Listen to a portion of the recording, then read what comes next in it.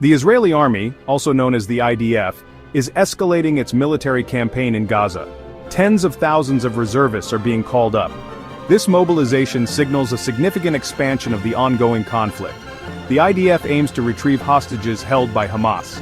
They also seek to dismantle the militant group's infrastructure. The IDF's operational plan is extensive. It involves targeting Hamas infrastructure above and below ground. This aggressive strategy aims to cripple Hamas's capabilities. However, the plan awaits approval from the Israeli Security Cabinet. The outcome of this decision holds major implications for the conflict's trajectory. The international community is closely watching these developments. The conflict has already resulted in a devastating loss of life and displacement. Renewed fighting threatens to exacerbate the humanitarian crisis in Gaza. The IDF's expanded operations mark a critical juncture in the conflict. Gaza faces a dire humanitarian crisis. Israel's blockade, in place for over 2 months, has severely restricted the flow of essential goods.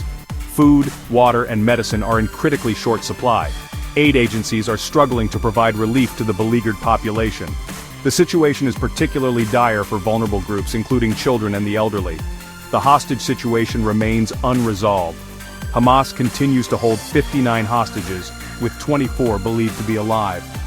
Their fate hangs in the balance as the conflict escalates. International ceasefire negotiations have faltered, dashing hopes for a swift resolution. The hostage crisis adds another layer of complexity to the already volatile situation. The call-up of reservists has sparked anxiety and protest within Israel. Many reservists have already been deployed multiple times since the war began. They face the prospect of returning to a dangerous and unpredictable combat zone. The emotional and psychological toll on these soldiers and their families is significant. Hostage families are caught in a heart-wrenching limbo. They plead with the government to prioritize the safe return of their loved ones.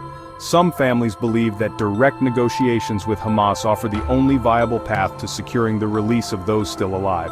The hostage crisis has deeply divided Israeli society. The international community has expressed deep concern over the escalating violence. The United Nations has called for restraint and a de-escalation of hostilities. However, concrete actions to address the crisis remain elusive.